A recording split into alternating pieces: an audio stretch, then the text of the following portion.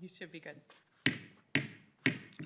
The hour of 12 o'clock noon having arrived, I will call the Wednesday, June 17th, 2026 Turk meeting to order. We're at this point one short of a quorum, so I think we'll just wait a little bit. And to our friends from the Senate, if you want to mute yourself so you don't go viral, you just push this little button here to the right down and it should mute your microphone. So. Thank you, Chair Davids. I rested my nameplate on it, which is also creating a permanent mute. That is awesome. So we'll just pause for a little bit until we may have to recruit Mr. Willett up here or Ms. Bears to be the proxy for the commissioner, but we'll just give folks a little bit of time here.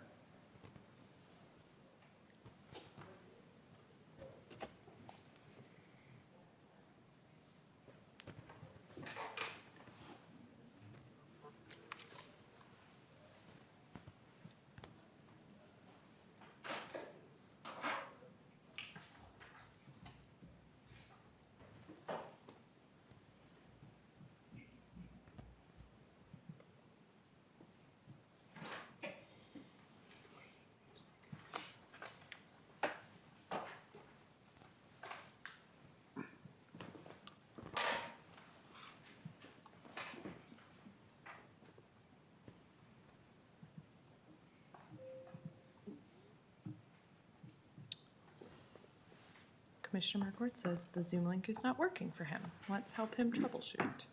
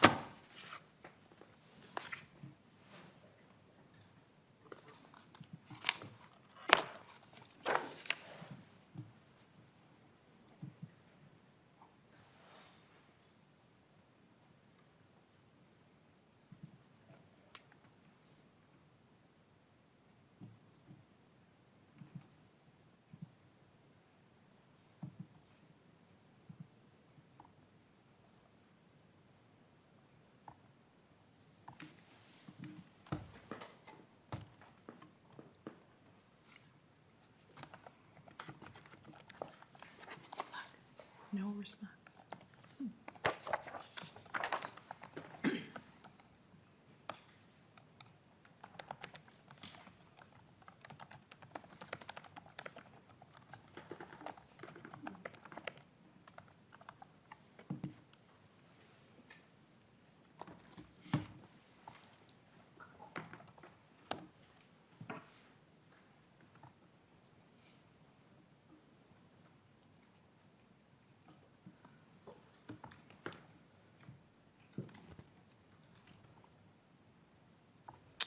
wonder if he's calling in. I see a phone number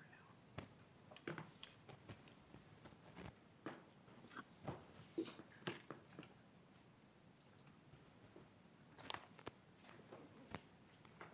Commissioner Markwart, do we have you on the phone? Yes, we do. This is Commissioner Markwart. Great, thank you. Sounds like a quorum to me, so we will call the meeting back to order here of the Tax Expenditure Review Commission, Wednesday, June 19th, 2026. And if we could have Ms. Schnabel, will you please take the roll? Representative Agbaje. Present. Agbaje present. Representative David. Present. David's present. Senator Clark. Present. Clark present. Senator Klein. Senator Karan. Present. Karan present. Commissioner Markwart. Present. Markwart present. Representative Robbins excused. Representative Smith. Senator Weber excused. Senator Klein. Representative Smith. Mr. Chair, we have a quorum. Okay, we have a quorum. Thank you for that. And I think I'll say that Representative Smith is also excused. So, okay, the next order of business is to approve the minutes from the last meeting, January 28th, 2026. They are before you. Are there any additions or corrections to the minutes that are before us? If not, Senator Clark, would you move the minutes, please? So moved, Mr. Chair. The minutes have been moved. All in favor say aye. Aye. Aye. Opposed? Motion prevails. Minutes are approved from the January 28th meeting. Okay, so now we will go to the next order of business in response to a request by Co-Chair Agbaje and myself to propose a modification to the commission voting procedures previously adopted by the commission 12/10 of 25. The proposed change in the procedures is intended to streamline the process by which the commission will determine if it recommends a tax expenditure be continued, repealed, or modified after the tax expenditure evaluation has been presented to the commission. Mr. Larson from the LBO will describe the proposed modifications to commission procedures. And you are right up there, Mr. Okay, so please state your name and who you represent for the record, please. Chair Davis, Chair Baji, and members, my name is Christian Larson. I'm the Director of the Legislative Budget Office. Within your packets, you should have a document on the title. On the top, it says Procedures of the Tax Expenditure Review Commission, as presented December 10th, 2025, revised June 17th, 2026. These are the proposed changes for today. This would be the final document that would be approved, and I'll walk you through specifically what changes are being proposed. Under Powers and Duties, items B4, it reads, at the subsequent TURC meetings, after the full evaluation and after a quorum of voting members fill out their individual report, TURC members will discuss the recommendations and vote on whether a tax expenditure should be continued, be modified, or be repealed. The vote will be public. The proposed change would be the adding of a quorum of voting members.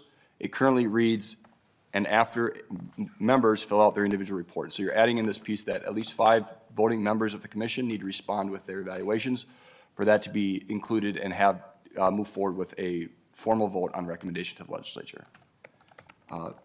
The second change is the addition of item B6 that reads, TURC members may choose to bundle tax expenditures for voting purposes based upon the consensus of members participating in the public vote.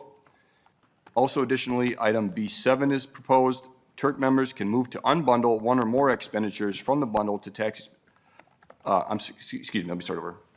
Item B7 reads, TURC members can move to unbundle one or more expenditures from a bundle of tax expenditures based upon the consensus of members participating in the public vote. And the ideas behind items 6 and 7 is for some expediency purposes. If a tax expenditure, a group of tax expenditures share a similar objective or maybe impact a particular intended group of people, then perhaps it might make sense to, for expediency purposes of the commission, to vote as a bundle if all of those tax expenditures would receive the same recommendation, whether it be to continue to repeal or modify. And then also giving the avenue for a member to say, yes, we want to hear vote on these in a bundle, but really I think that one's separate. If we use today's agenda as an example, you can look at the lawful gambling tax expenditure bundle, which we will walk through later today. You may say, yes, we want to take a single vote on items 11.1.01 through 11.1.05, but we want to hold 11.2.01 separately. That's what this update would do. And so from there, I'll pause for member discussion. Happy to answer any questions. Thank you, Mr. Larson. Questions from members? I think it's important to note, as you did, that if there's a bundle, let's say there's 4, and a member has a issue or question with one of them, we can pull that back with just one member, correct? Mr. Chair, that's correct. Okay. Okay. Questions from members or commissioner?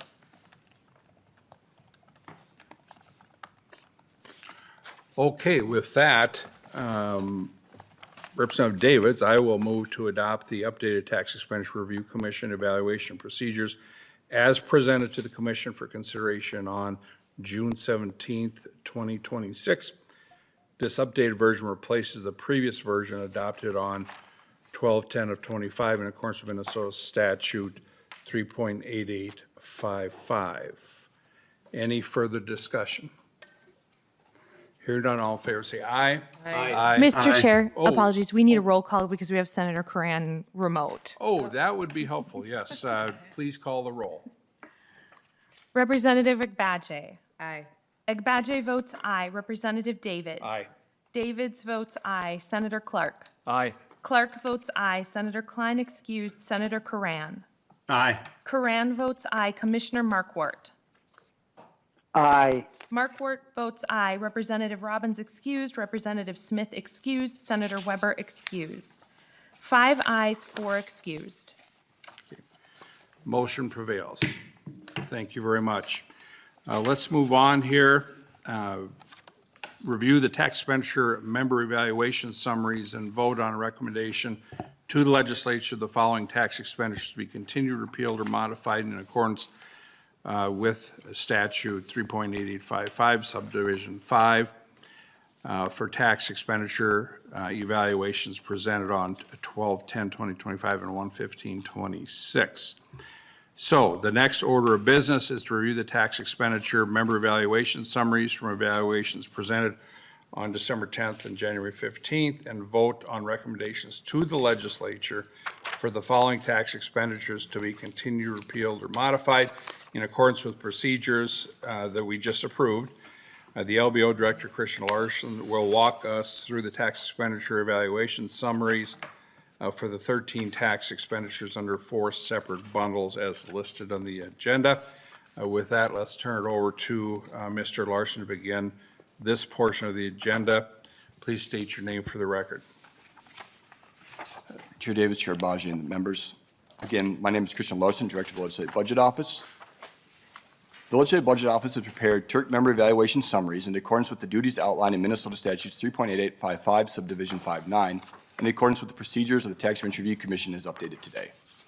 The recommendations made today by the Commission will be included in the 2026 Tax Expenditure Review Commission annual report. We have LBO and Department of Revenue tax research staff available to respond to member questions as needed, as well as Tommy Shepard of the Carl Vinson Institute of Government from the University of Georgia to speak to the data center equipment tax exemption evaluation if useful. The tax expenditures covered today were presented to the Commission on December 10th, 2025 and January 15th, 2026. The reports and related documents for the tax expenditure evaluations covered today are found on the reports page of the Tax Expenditure Review Commission website. I'll add specifically there's 2-page summaries for each of the evaluations for those for quick reference.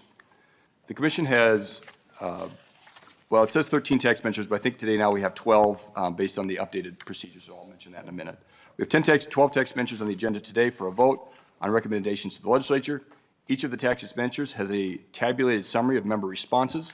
We received responses from 5 members for each of the tax expenditures, and not all items in the forms were responded to, so you won't necessarily see a total of 5 responses for each statement in the tabulated results for each tax expenditure. Following a brief walkthrough of the tabulated results for each tax expenditure, the Commission will consider making recommendations to the legislature for the various tax expenditures, some of which may be voted on as a bundle as described in the procedures of the Tax Expenditure Review Commission as updated today. Members will have the ability to make a recommendation on an individual tax expenditure and not include a tax expenditure within a bundle if the Commission so chooses. From there, I'll move on to the first tax expenditure in your packet. That's tax expenditure 7.2.01, the credit for small brewers. I'll walk through this document briefly. If you would like me to go through it more thoroughly, please let me know and I can do that. So the credit for small brewers is a credit from the alcoholic beverage tax. It has an estimated annual revenue loss of $1.7 million in FY26. It was adopted in 1985 and does not have a sunset date. The objective of the credit for small brewers is to promote development and survivorship among small brewers. Just for reference on this first document as we walk through it, members have the ability to respond to what they think is trying to accomplish with this tax expenditure. In this case, you see job creation and job maintenance, investment in particular industries, and competitiveness and strategic positioning of businesses in Minnesota.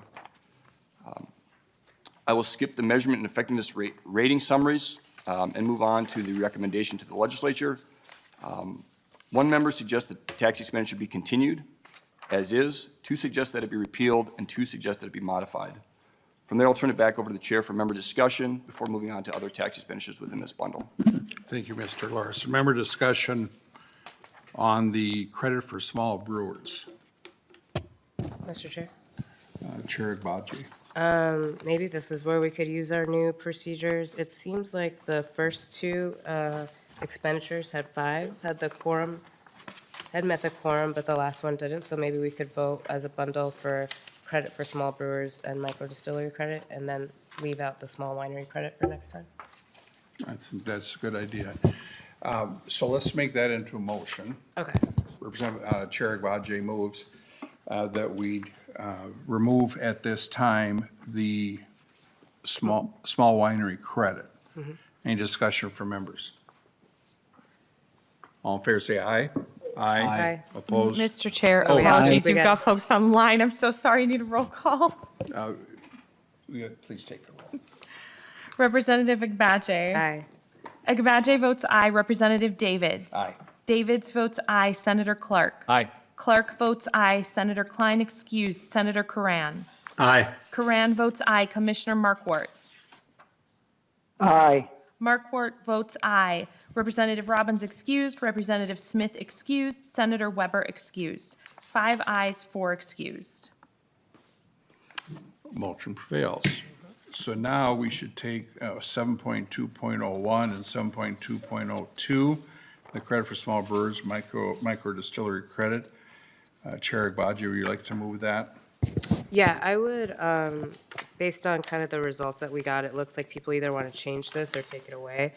I don't know if folks feel strongly about making a recommendation to the legislature that we actually just go ahead and repeal these. Maybe that, might light a fire under the legislature about what they actually want to do about it. So that would be my motion, but I would leave it to the rest of the committee to see what they have to say. Discussion to the Agbaji motion.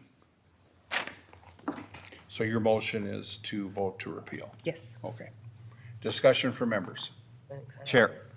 Senator Clark. Thank you, Chair Davids. I think we just had gotten through the summary of the first item, correct? The second, so 7.2.02, the micro distillery credit.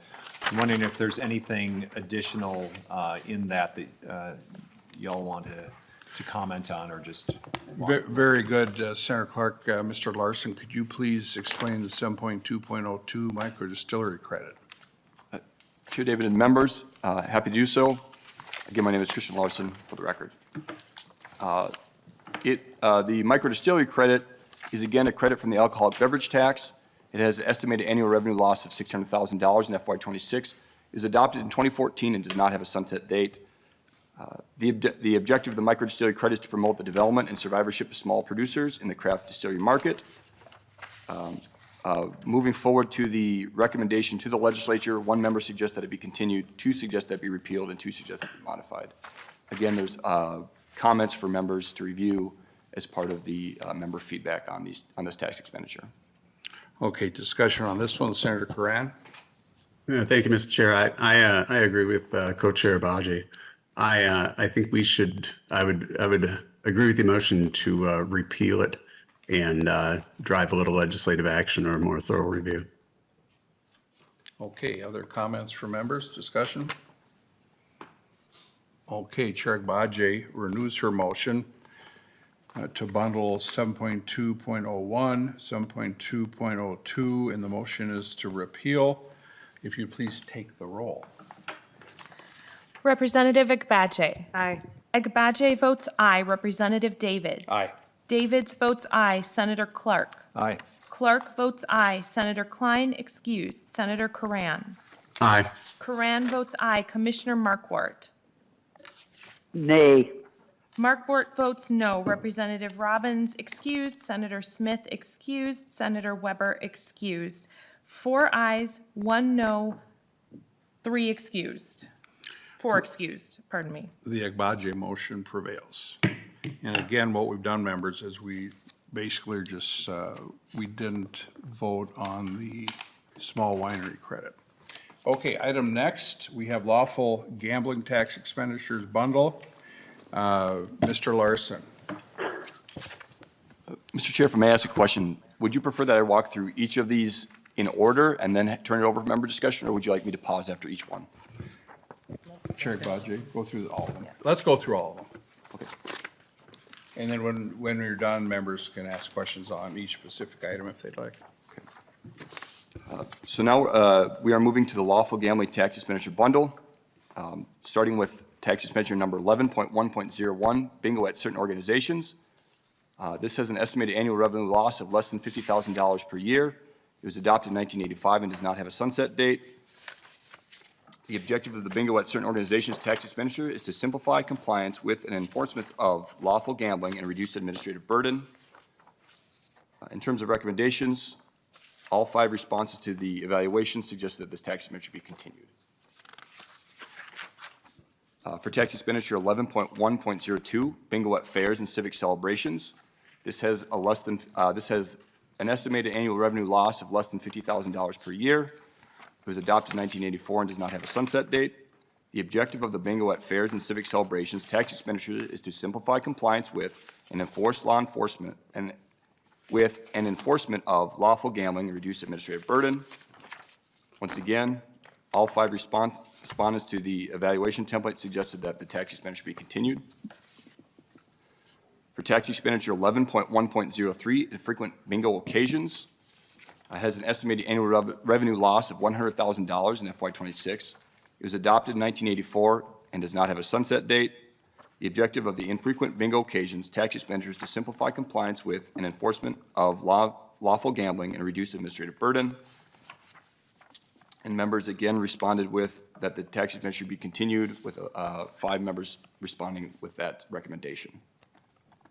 On tax expenditure 11.1.04, smaller raffles, this has an estimated annual revenue loss of $300,000 in FY26. It was adopted in 1984 and does not have a sunset date. The objective of the smaller raffles tax expenditure is to simplify compliance with and enforcement of lawful gambling and reduce administrative burden. And again, members suggested that, 5 members suggest that the tax expenditure be continued.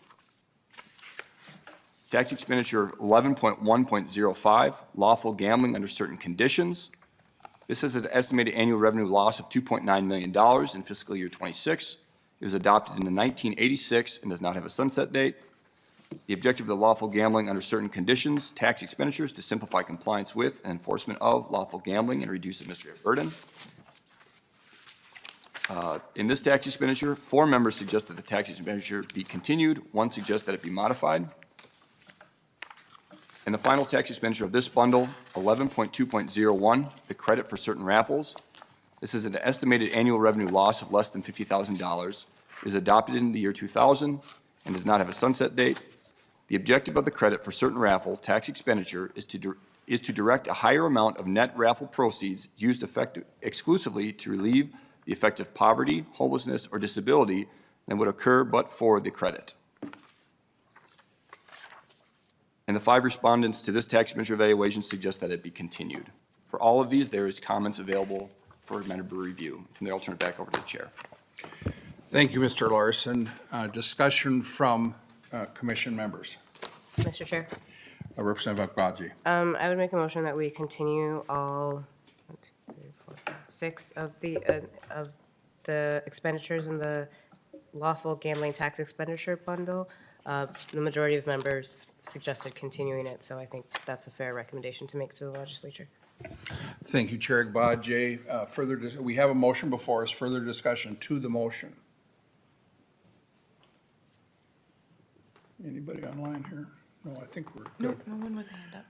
Okay, with that being said, Chair Agbaje renews her motion that we take the lawful gambling tax expenditure bundle.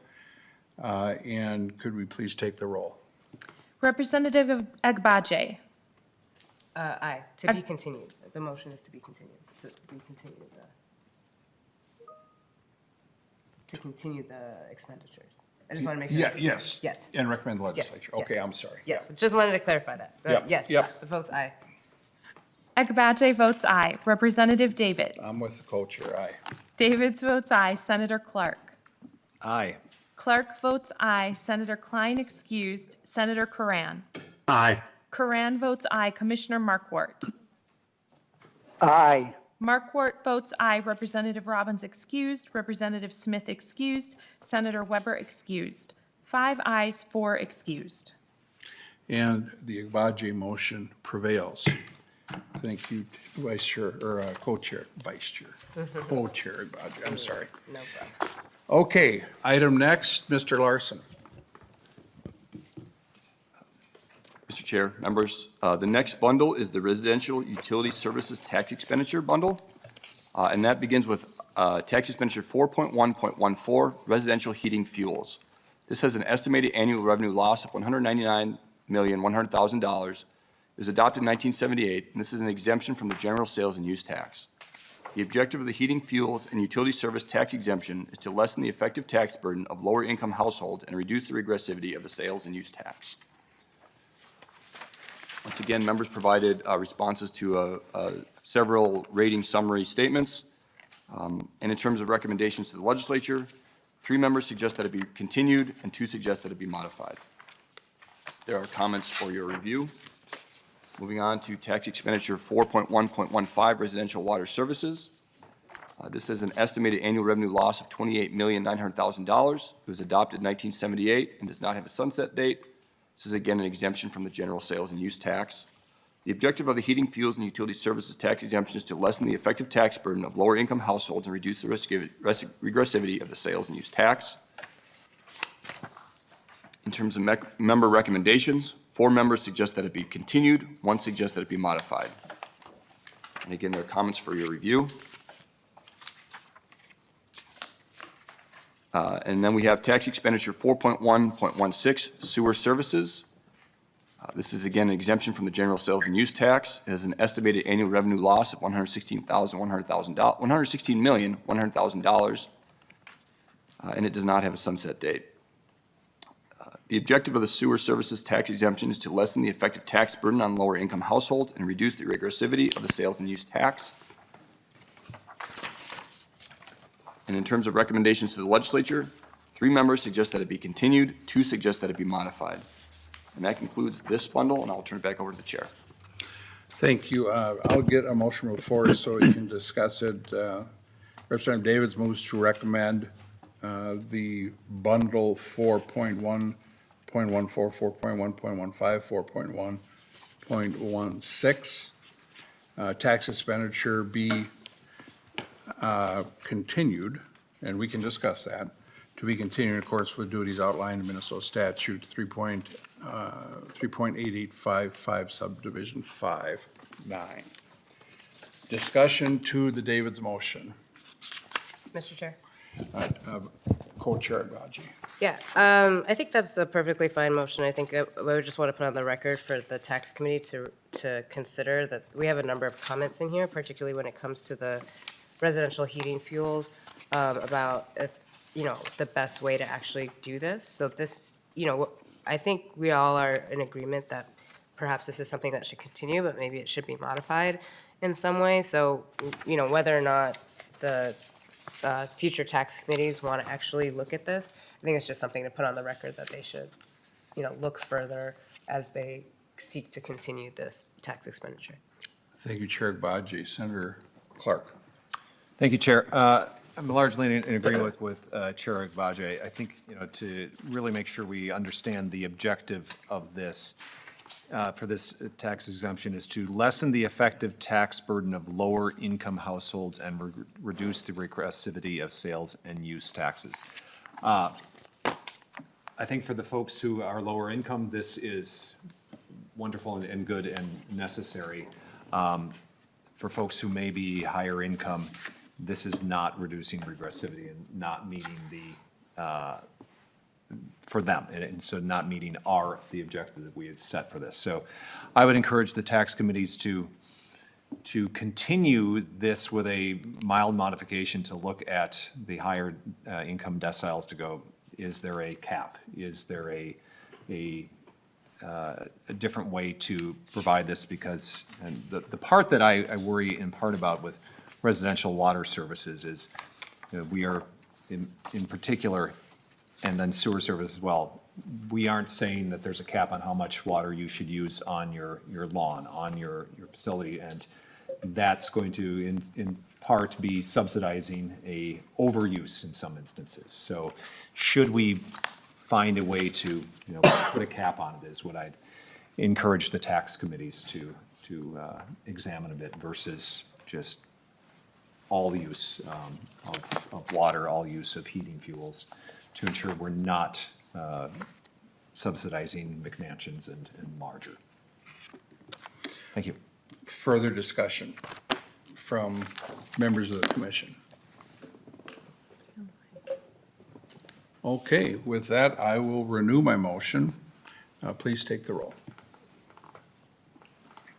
Mr. Chair, and can you just clarify your motion? Yes. We would recommend that the bundle, the tax expenditure, should be continued in accordance with the duties outlined in Minnesota Statute 3.8855, subdivision 5(9). Representative Agbaje. Aye. Agbaje votes aye. Representative Davids. Aye. Davids votes aye. Senator Clark. Aye. Clark votes aye. Senator Klein excused. Senator Karan. Aye. Karan votes aye. Commissioner Markwart. Aye. Markwart votes aye. Representative Robbins excused. Representative Smith excused. Senator Weber excused. 5 ayes, 4 excused. And the motion prevails. Thank you very much. Mr. Larson, 4.2.12. Chair and members, the final tax expenditure for consideration for recommendation to the legislature today is tax expenditure 4.2.12, the data center equipment exemption from the general sales and use tax. This has an estimated annual revenue loss of $95 million. It was adopted in 2011 and does not have a sunset date. The objective of qualified data center equipment sales and use tax exemptions is to create jobs in the construction and data center industries. In regards to member recommendations, 3 members suggest that tax expenditure be continued, 2 suggest that it be repealed. I'll turn it back over to the chair for member discussion. Okay, thank you very much. So let's get a motion before us and then discuss the motion. Whether we pass it or not, that's another thing. Okay, so on 4.2.12, Senator Clark, could you move to recommend, or I could do it too, I guess. Oh, I got it. Representative Davids moves to recommend the tax expenditure, and we're referring to 4.2.12 data center equipment, to be continued in accordance with the duties outlined in Minnesota Statute 3.8855, subdivision 5, parentheses 9. Discussion from members. Mr. Chair. Chair Agbaje. Yes. So I think this was one of our more engaging reviews, and so I just want to say thank you to the University of Georgia that helped us out with that. We had a number of comments, I think, during that review evaluation that we heard, and then also based on the evaluation forms that members filled out, it does seem like there's a lot of questions. I mean, one of the things I noticed with this tax expenditure is it was really useful at the beginning when it was first implemented, but since then it's sort of like plateaued and even decreased in the amount of data centers that are now being built in Minnesota.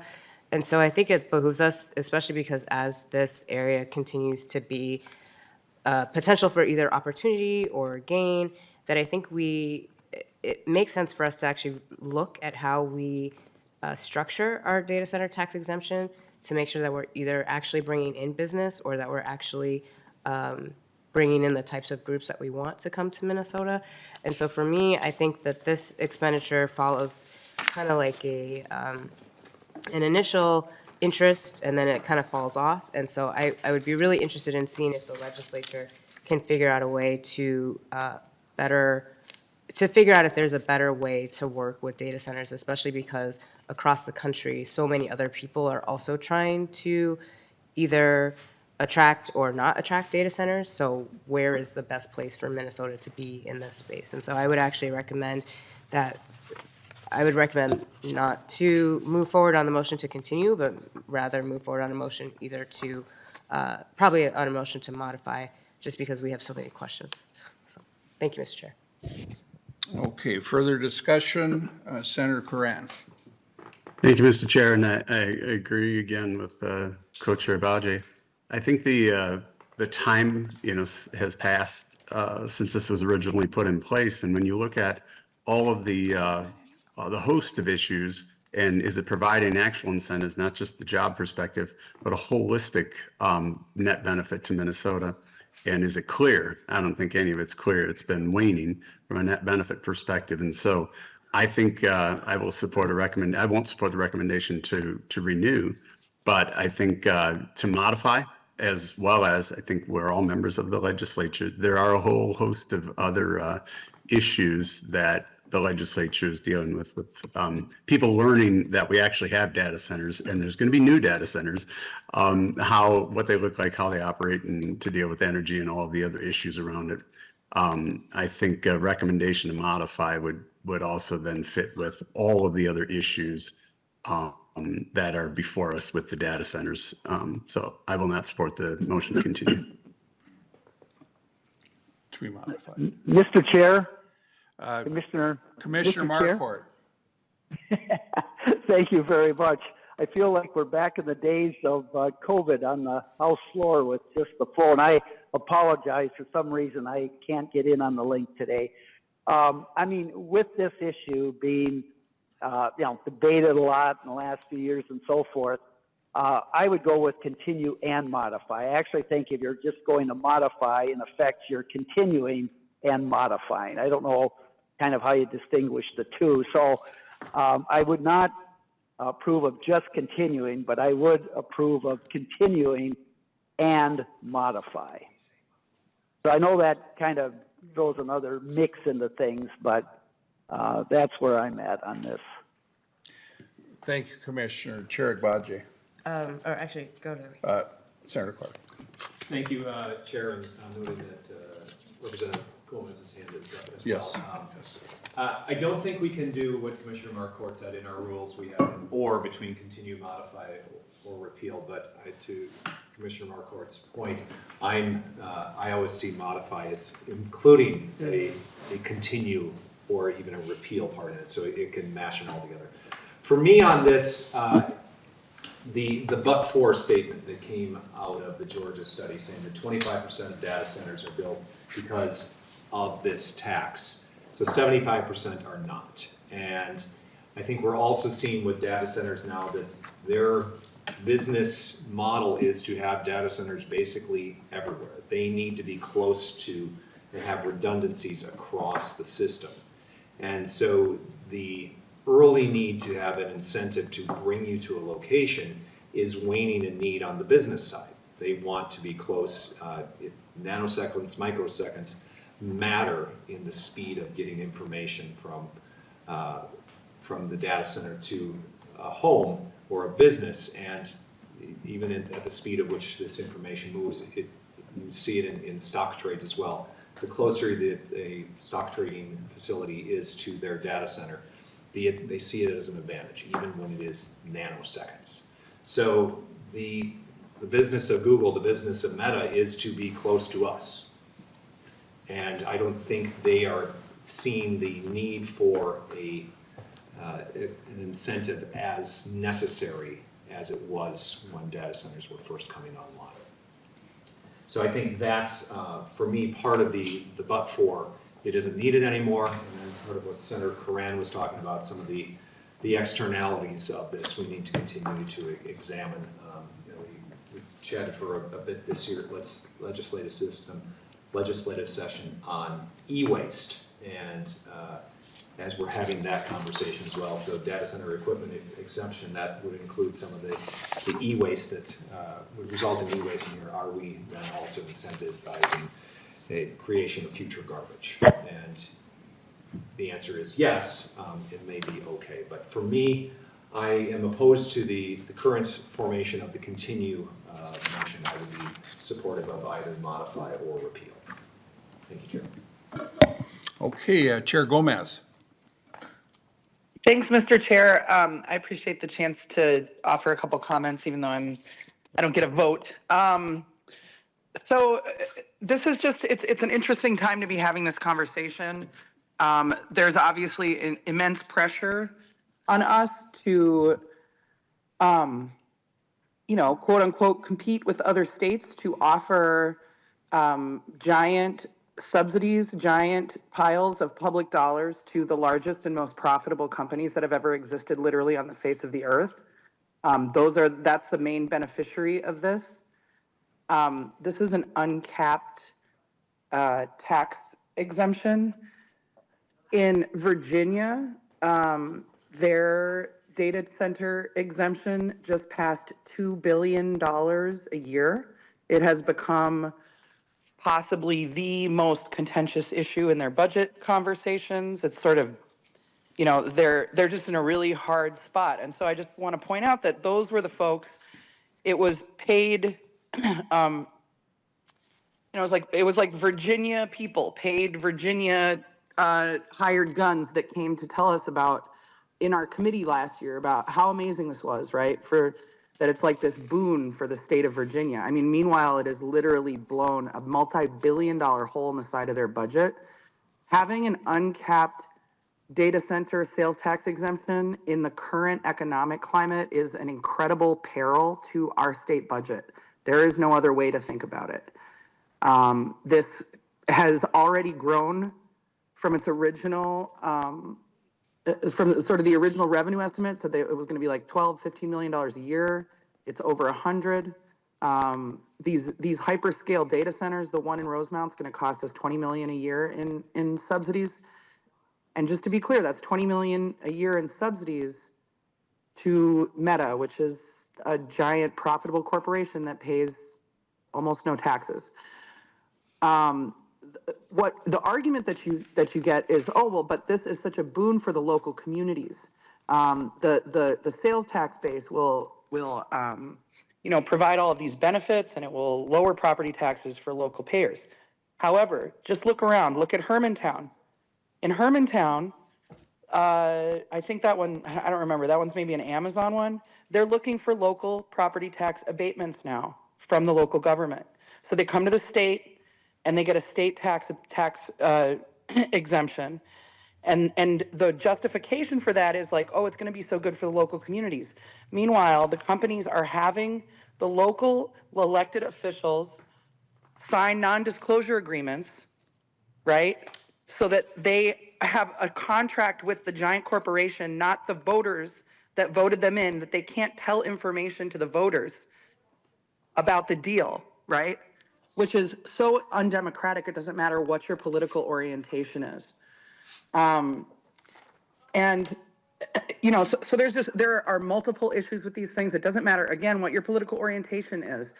Communities across the state and across the country are saying no to these things, and I just think it's very important for us to not make decisions or even a recommendation to the legislature to continue a tax policy that truly, if we look around the country at the literal people who came and told us this is such an awesome idea, the paid shills for the industry who were former lawmakers from Virginia came and told us how wonderful this was. Well, now it's like tearing their state apart. It's the wrong time to advance this. We need to be very careful and thoughtful, I think, about about how we move forward with this technology or with this kind of infrastructure. I have a study that I brought up during our conversation last year. Minnesota, regardless of tax incentives, is a very it is an appealing place to put data centers for a number of reasons. because of our public investment in our public infrastructure, because of our well-educated workforce, because of our power, because of our labor, the laborers who build these facilities are trained and they build things safer and better than most other places in the country. We have a lot of clean water here. We have a very good and reliable grid here.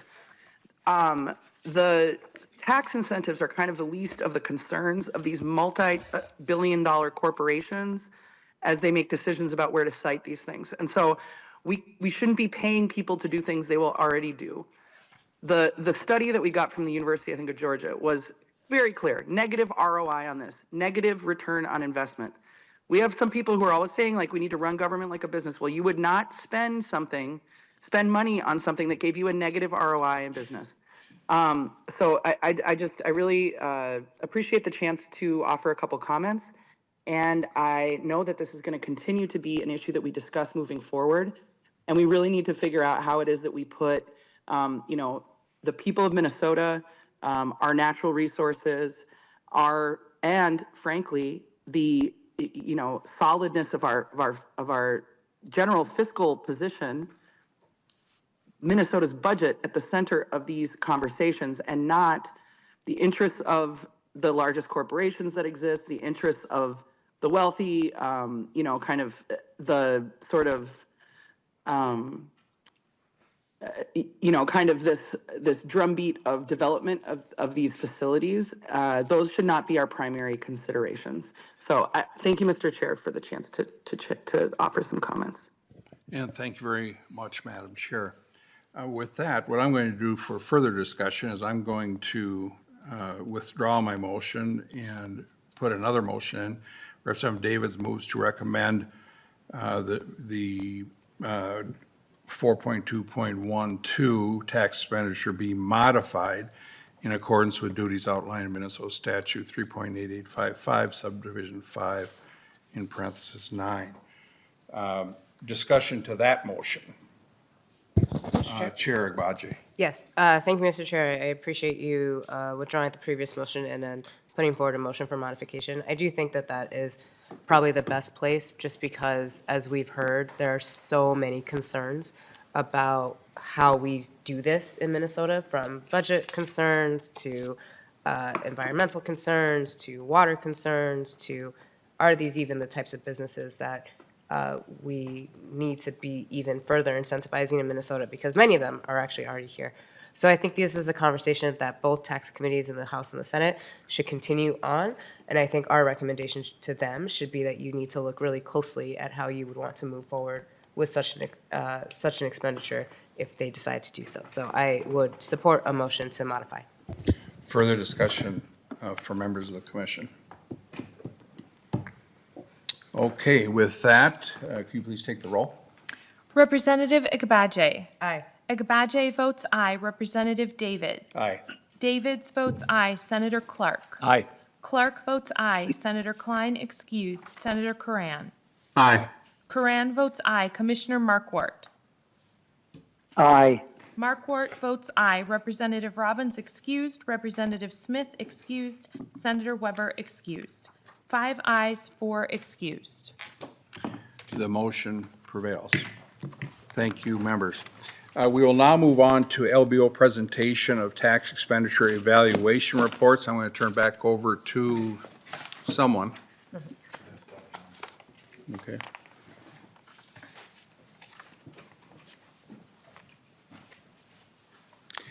It looks to me like we have 1, 2, 3, 4 of them. I believe it's 3. Or 3 of them, okay.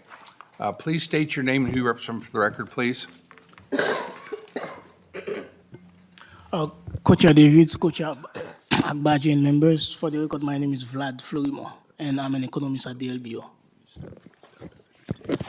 Co-Chair Davids, Co-Chair Agbaje, and members. For the record, my name is Annie Lemieux, and I'm a program evaluator with the LBO. Welcome to the committee. Please proceed. Oh, yes, thank you. So today, Co-Chair David's, Co-Chair Agbaji, and members, I'm going to present the evaluation on interest on contributions to a first-time homebuyer savings account. So before I dive into the details of the presentation, so let me give a brief outline of the agenda. So first, I'm going to provide some background information about the tax expenditure.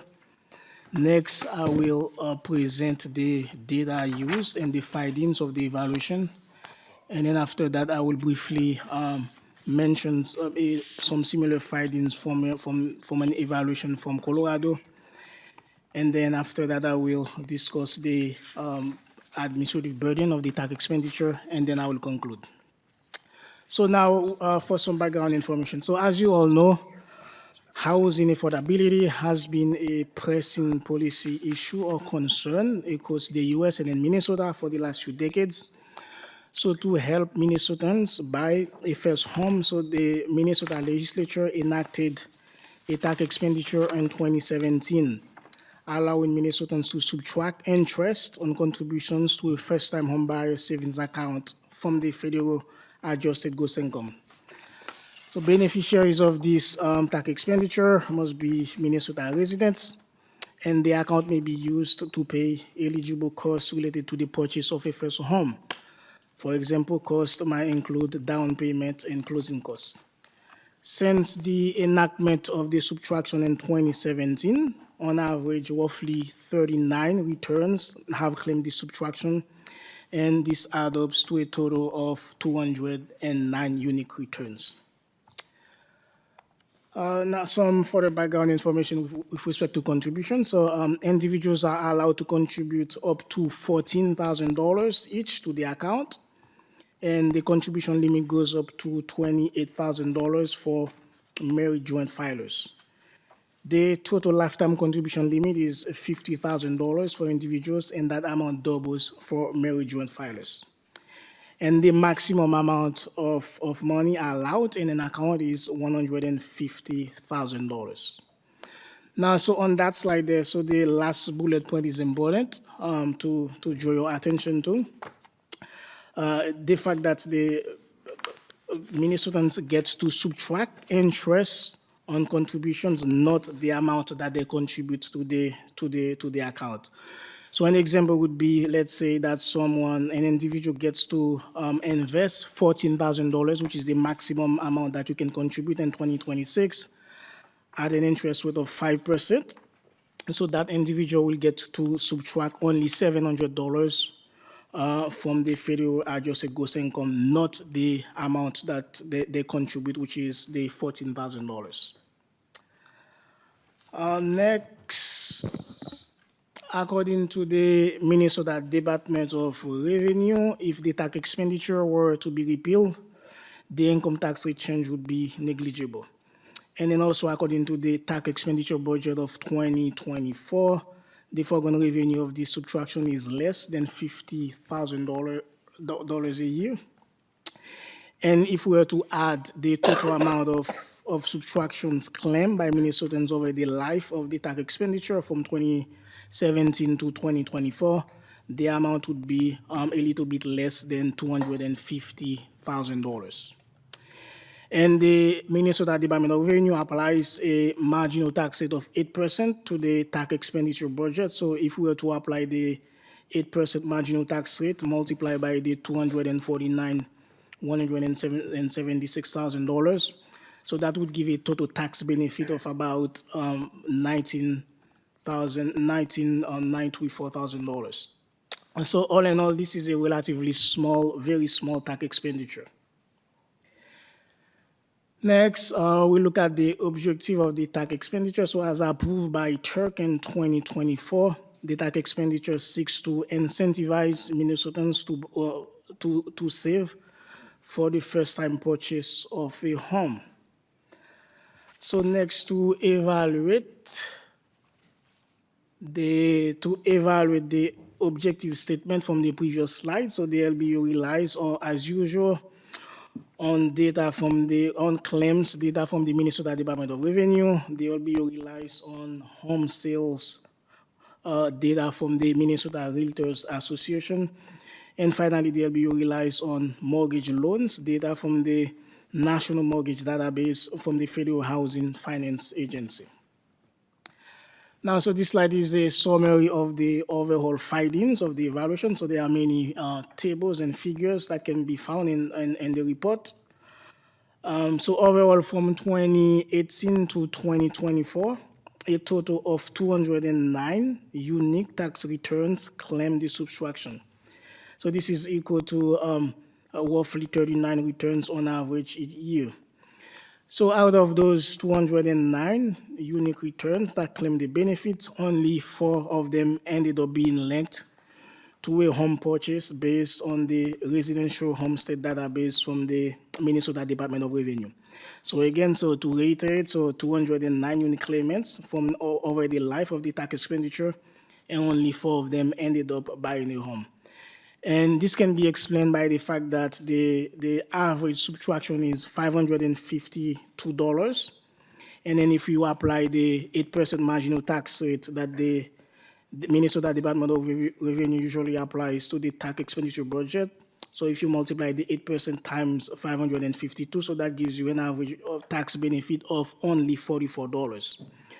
So if when you compare the $44 tax benefit against the average, let's say, medium home sales price of $287 plus, or the average mortgage loan of $250,250, so the LBO concludes that the tax benefit is too small when compared to the financial cost of buying a home. So the tax benefit provided by the subtraction, which is only $44, is too small to incentivize Minnesotans to buy a first home. So next we turn to some similar findings from Colorado. So Colorado has a similar tax expenditure. So it's fair to say that the Minnesota tax expenditure is a mirror image of the Colorado tax expenditure. So just like Minnesota, so the tax expenditure of Colorado allows residents to subtract only interest, not contributions. And then there was an evaluation of the Colorado tax expenditure. And then to quote from that evaluation, so the first-time homebuyer savings account income tax reduction is not meeting its purpose of encouraging savings for the first-time purchase of a home, because it has been used by few taxpayers and provides a small tax benefit. So this is exactly the same findings for Minnesota. So next, the LBO briefly looked at the costs of the tax expenditure. So costs from the perspective of claimants or filers, and then costs from the perspective of DOR. So for claimants, claimants have to use 3 forms to file for the tax expenditure. So one form is Schedule M1, which is needed to register the account and report any withdrawals from the account and the dates and purposes of those withdrawals to see if they qualify for the benefit. Then residents have to use Schedule M1M, which must be used for income additions and subtractions, but this form is not exclusive to the first-time homebuyer savings account. And finally, residents have to file an income tax. So based on those 3 forms, so the LBO determines that the tax expenditure is not too administratively burdensome. And then with respect to DOR, so they could not provide a breakdown on the estimated FTEs that is needed to administer the tax expenditure.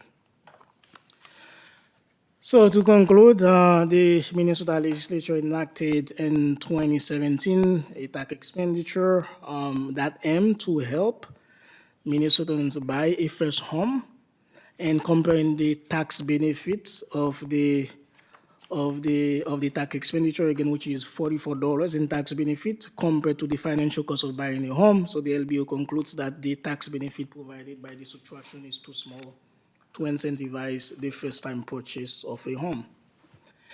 And then finally, so the LBO had just a couple of recommendations for the commission. So one is at least 12 U.S. states have allowed the residents to subtract both their contributions and their interest on contributions up to a maximum amount. So the commission might be interested in looking at those other structures of those tax expenditures in order to incentivize the first-time purchase of a home. And then the second recommendation relates to the fact that marginal tax rate for low-income taxpayers, marginal tax rate is lower than for high-income taxpayers. Low-income taxpayers benefit less from the tax expenditure, so it might so the commission could look into transforming the tax expenditure into a refundable credit, which would be more, which would have a more stimulating effect and incentivize Minnesotans to buy a first home. So with that said, I would like to take that opportunity to thank the Minnesota Department of Revenue for providing us with the data, and then Senate and House staff for reviewing drafts. And thank you. So I'm happy to answer any questions that you might have. Okay, thank you very much. On number 1 there, we will go to questions now, and then we'll go to number 2, and we'll see if we have time for number 3. But questions on item 1 to the testifier. Chair Agbaji. Thank you, Mr. Chair, and thank you to the LBO staff. I guess I'm just, so it seems like we only have like 200 people who have this type of account anyway. Do we know how much education or awareness has been put out about this account since it was started in 2017? Or is that when the account was started, or is that just when the tax exemption was started? To the testifier. Co-chair Davids and co-chair Agbaji. Yes. So when the tax expenditure was enacted, so there was a campaign during the first year, but that's something that was discontinued. And I would add that the small number of claimants might be due to the fact that the tax benefit is very small, so only $44. So I don't think that a campaign would boost the number of claimants. Chair Agbaji. Thank you, Mr. Chair, and thank you for that. Yeah, I mean, I think this could be a really good idea, but based on kind of what we've seen here in Minnesota, and I guess Colorado has a similar experience, I would think that this needs to be completely restructured. We know that home prices continue to go up. I think here it says the average is about $287, but from the work I've done, it's very much, especially in parts of the metro area and the in the city, you see home prices upwards of $300,000 all the time. So a $44 tax credit in a year probably isn't going to be helpful that much. But we have many programs to support people who want to be first-time home buyers. And so I think if we were to do a tax expenditure program to complement those programs, it would also have to be of a similar hefty weight to ensure that they were saving enough money or making enough money back to be able to go towards a down payment or other household expenses. So I would definitely hope that this is something that as we go through our individual evaluations that we highly recommend to the legislature that they either modify this or probably repeal this and start over. Thank you, Mr. Chair. Thank you, Chair Agbaji. Questions from commission members? Other questions? Otherwise, we'll move to number 2. Questions? Let's go to number 2.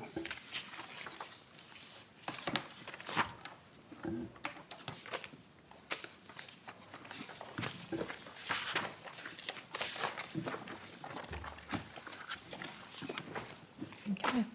Co-Chair Davids, Co-Chair Agbaji, and members, for the record, again, my name is Annie Lemieux, and I'm a program evaluator for the Legislative Budget Office. Welcome to the committee. I will be presenting with my colleague, Mr. Fleurimond, on the LBO's evaluation of the Minnesota home mortgage interest deduction. I'll provide some background information about the evaluation and then pass it off to my colleague to discuss the evaluation findings.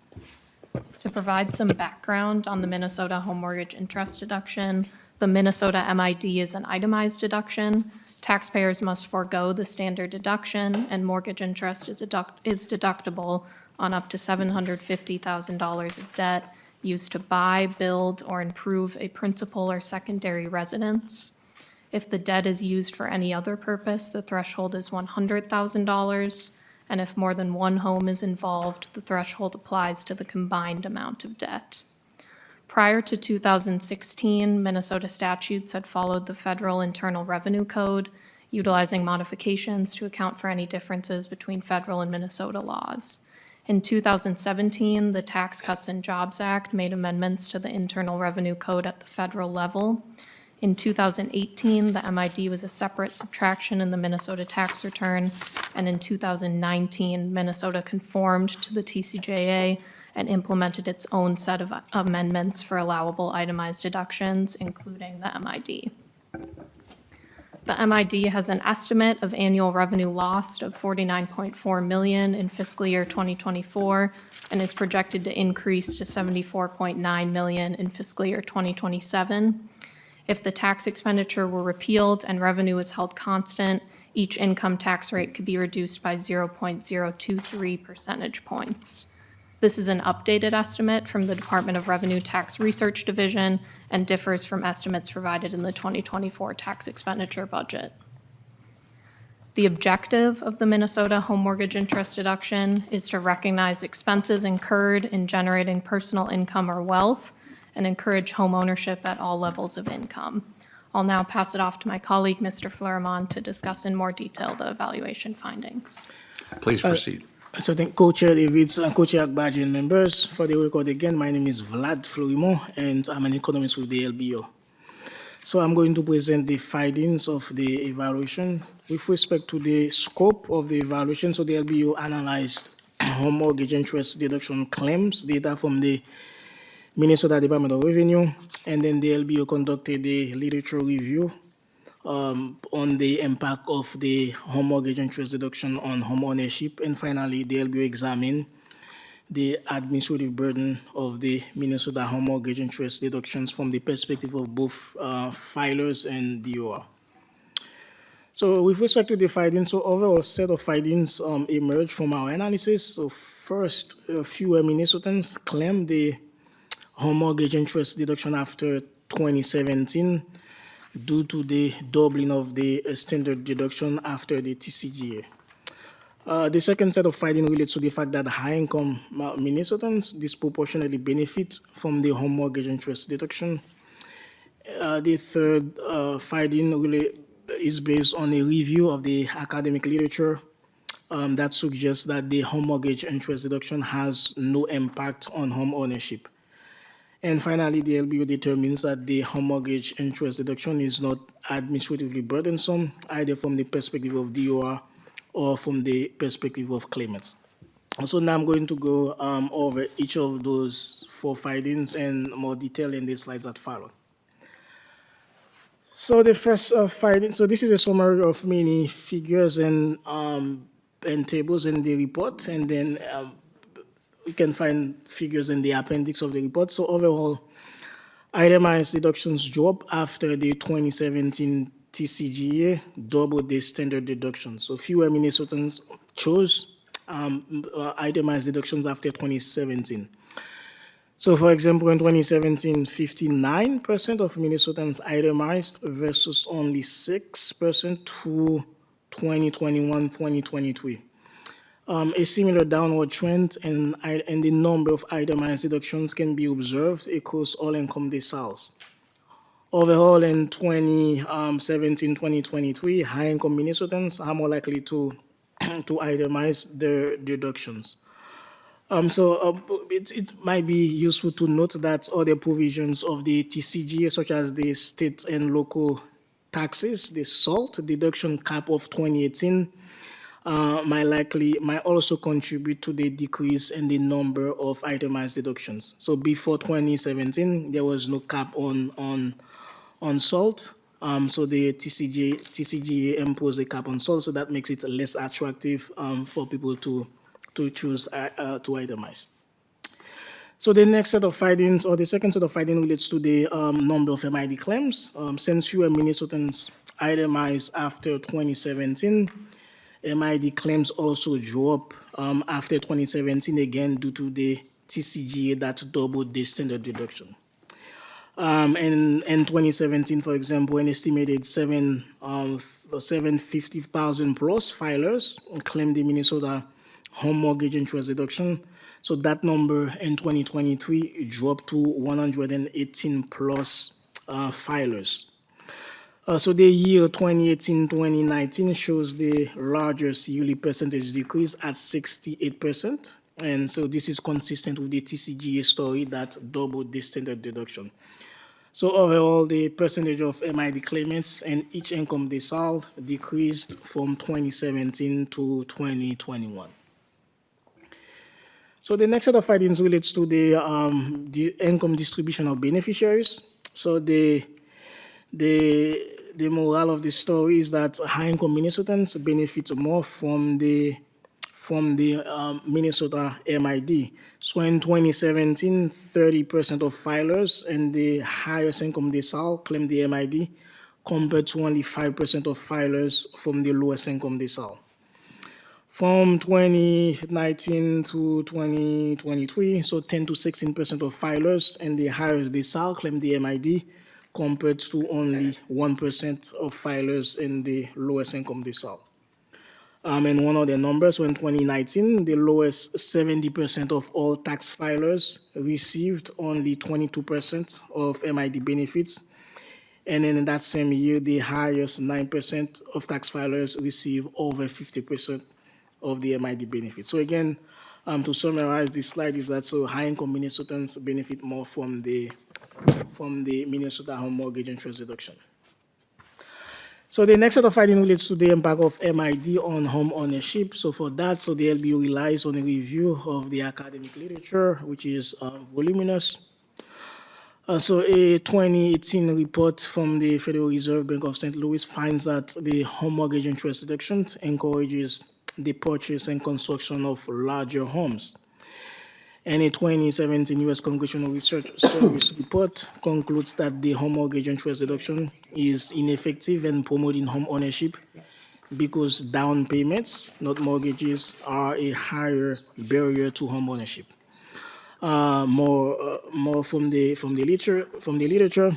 So Hansen in 2012 found that the MID increased the size of home purchase, but no relationship exists between the home mortgage interest deductions and home ownership.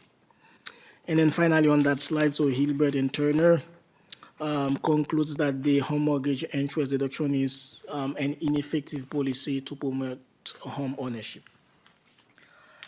So more from the academic literature. So Glazer and Shabio in 2003 concluded that the home mortgage interest deduction is a poor instrument for encouraging home ownership because it is targeted at the wealthy, who are almost always homeowners.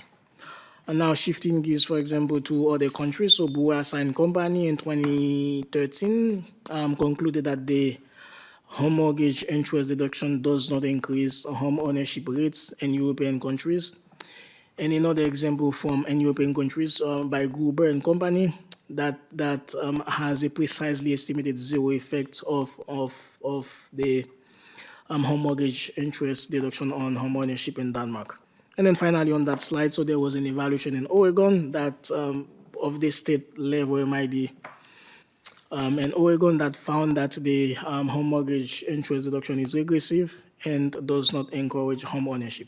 So to summarize those two slides, so the previous slides and this slide, so there is overwhelming evidence from the academic literature that the home mortgage interest deduction does not encourage home ownership.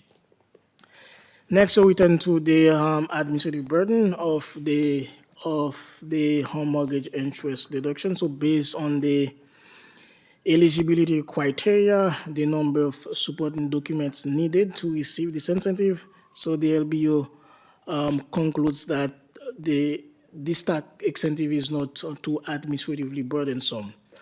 So taxpayers have to use one form, which is Schedule M1SA for itemized deductions, and there is no income threshold and no additional filing is required.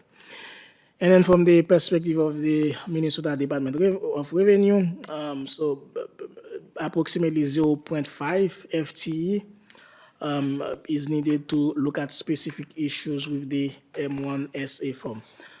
So overall, this is not a tax expenditure that is administratively burdensome. So to conclude, so the Minnesota legislature enacted the MID way back in 1933. And that tax expenditure has a dual objective. So one is to recognize expenses incurred in generating income or wealth. And then the second objective is to encourage home ownership at all levels of income. So to repeat the four findings of the evaluation, so one is MID claims decreased after 2017 due to the doubling of the standard deduction. Second, high-income Minnesotans receive most of the MID benefit. Third, the academic literature suggests that the home mortgage interest deduction does not have any impact or does not incentivize home ownership. And finally, the LBO determines that the MID is not administratively burdensome. So I would like to take this opportunity to thank our colleagues from the Minnesota Department of Revenue for providing us the data, and then from Senate and House staff for reviewing drafts. And so thank you. I'm happy to answer any questions that you might have. Thank you very much for the presentation, both of you here. Questions for either of the testifiers from commission members? Okay, thank you very much.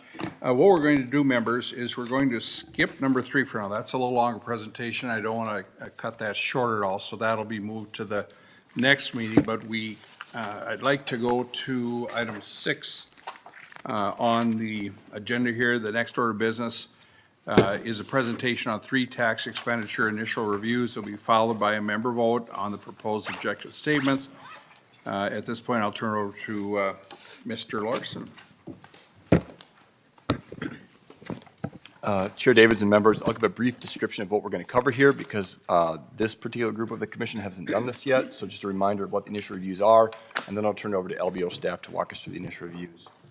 But so Minnesota Statute 3.8855 subdivision 4A requires an initial review for each tax expenditure. An initial review includes the commission identifying an objective for each tax expenditure and allows for possible metrics for evaluation to be identified. So to kind of support this effort, the LBO reviews the legislative record to develop an objective statement. So if there's something stated on the record that says this tax expenditure is trying to accomplish X, we just mark that down and send it to them and present that to you all so that you understand that that's what's trying to be accomplished.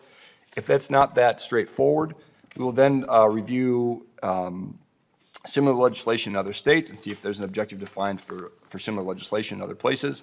We'll also review industry and academic literature to see if there's discussion on the topic of what is trying to be accomplished with whatever piece of whatever tax expenditure we're looking at.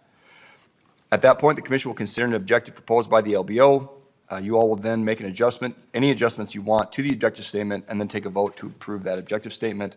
And once an objective statement is approved, the LBO can then move forward to perform a full evaluation on behalf of the commission, and then we'll come back and present similarly like we just did. So from there, I will turn back over to you, Chair. Okay, thank you very much. Let's start with 1, Metropolitan Agricultural Preserves land. Who would like to start with that? Please state your name and who you represent for the record, please. Yep. Chair Davids, Chair Agbaje, members. For the record, my name is Thomas Rainey, and I'm a program evaluator at the LBO. Allow us 1 moment to get the slide set Sure. up, please.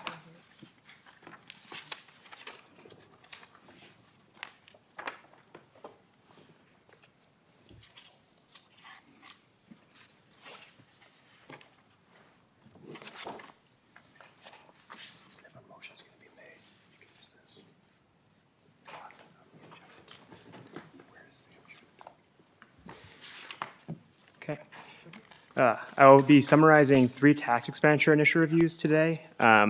First, the Metropolitan Agricultural Preserves land, which is a preferential valuation provision within the property tax.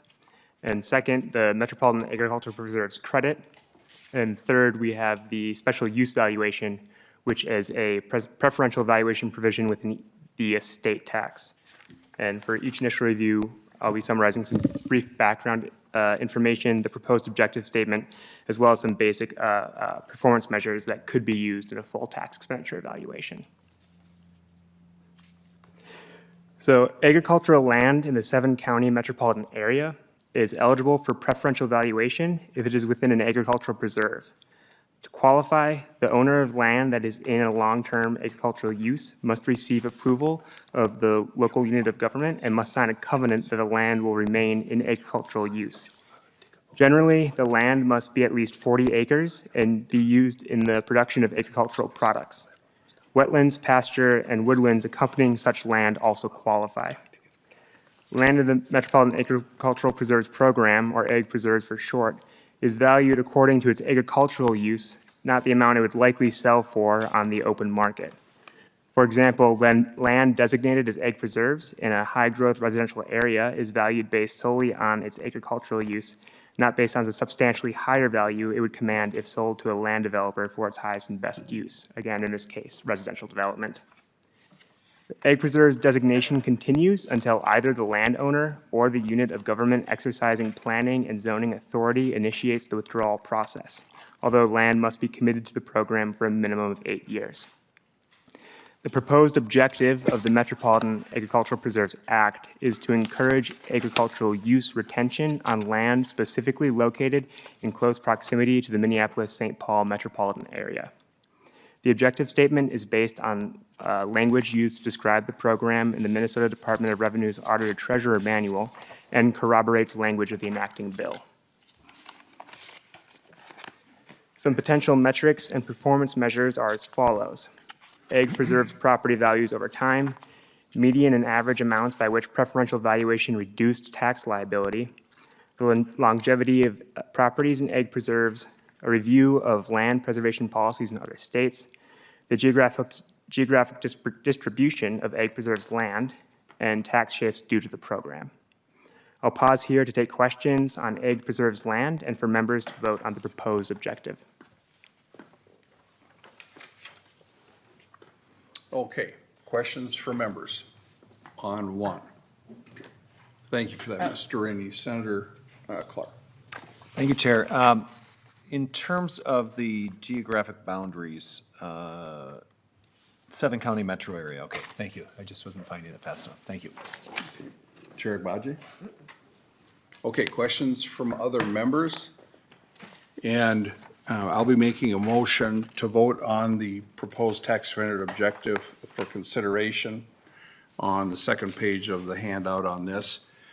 So Representative Davids moves to adopt the proposed tax expenditure objectives for those tax expenditures presented to the Commission for consideration on 6/17/26 by the Legislative Budget Office for the purpose of evaluating those tax expenditures and directs the LBO to proceed with the tax expenditure evaluations in accordance with Minnesota Statute 3.8855. Discussion to the Davids motion. And you can read what the objective is right on your sheet there. And that's just for the first one? We're just doing the first one. Yep, just the first one. Okay. Any further discussion? Please take the roll. Representative Agbaje. Aye. Agbaje votes aye. Representative Davids. Aye. Davids votes aye. Senator Clark. Aye. Clark votes aye. Senator Klein excused. Senator Curran. Aye. Curran votes aye. Commissioner Markwart. Aye. Markwart votes aye. Representative Robbins excused. Representative Smith excused. Senator Weber excused. 5 ayes, 4 excused. Thank you. The motion prevails. Let's go to item next. Mr. Rainey, the Metropolitan Agricultural Preserves credit. Mr. Chair, again, for the record, my name is Thomas Rainey with LBO. One moment while we get the slides pulled back up.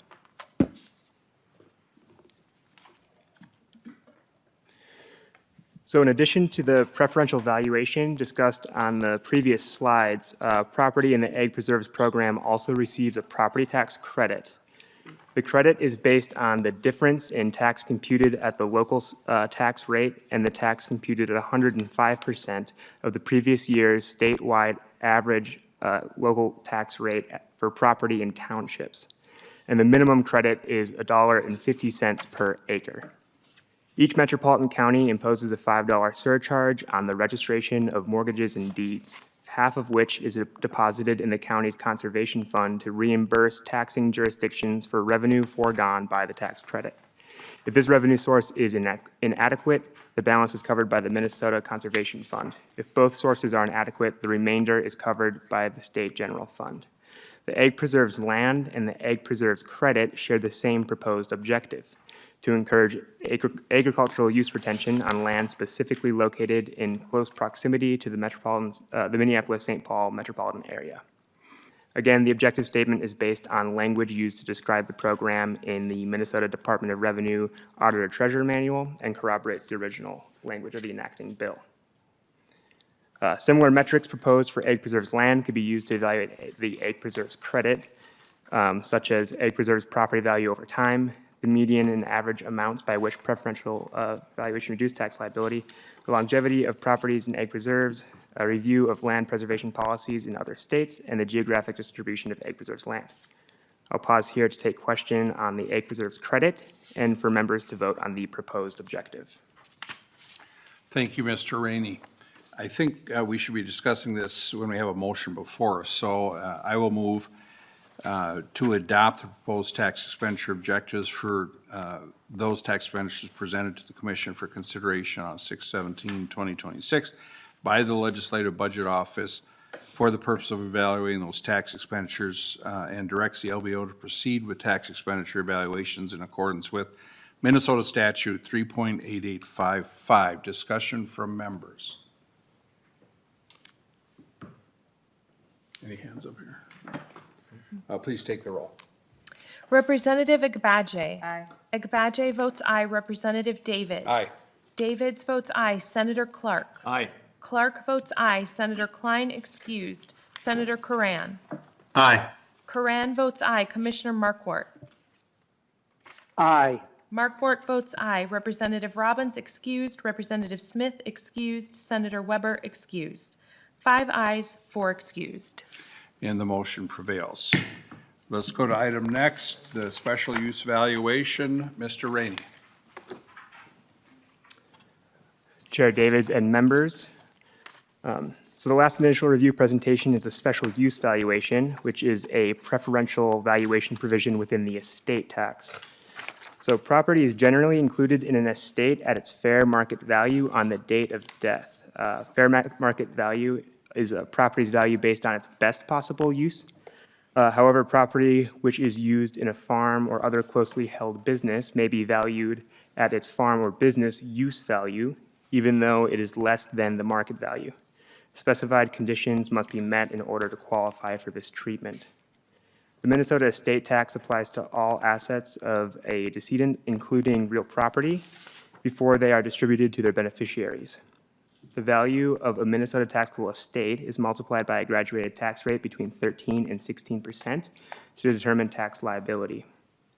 The decrease in value due to the special use valuation tax expenditure cannot be more than a specified amount, which is indexed for inflation and is $1,390,000 for deaths in 2024. The estate tax is administered by the Minnesota Department of Revenue. The proposed objective of special use valuation is to help preserve family-owned farms and closely held businesses by lessening the burden of estate tax with the intent to encourage heirs to continue farming. This objective of special use valuation was not explicitly stated in the Minnesota legislative record, but there is a stated objective for a similar federal provision.